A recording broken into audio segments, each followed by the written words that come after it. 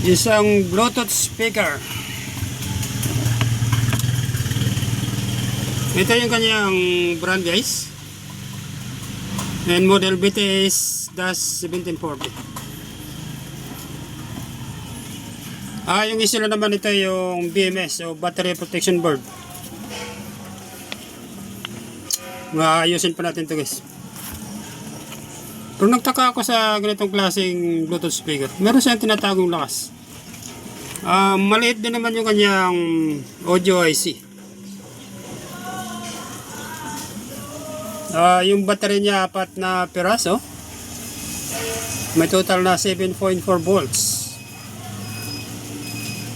Yung bawat isa kasi 3.7 volts.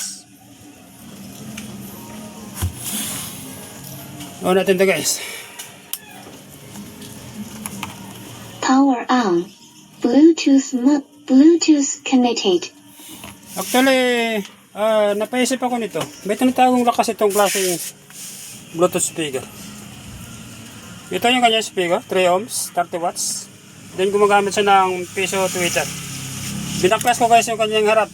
Kasi dito nakatago kasi yung battery.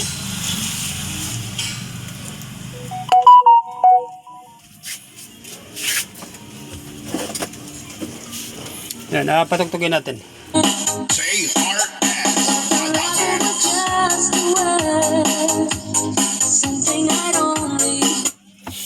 Minsan napaisip ako nito. Marami kasi gumagamit ng ganitong Bluetooth speaker. May tinatago kasi siyang lakas. Maaari yung kanyang lakas dahil nga 4 na piraso yung kanyang battery. Medyo mataas yung kanyang current.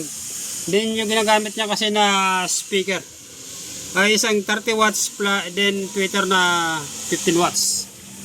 Yun siguro yung kanyang sikreto. Ulitin ko lang guys, marami ang gumagamit ng ganitong klaseng Bluetooth speaker. Dahil nga hindi naman sa pero medyo maganda rin kasi siya tumunog.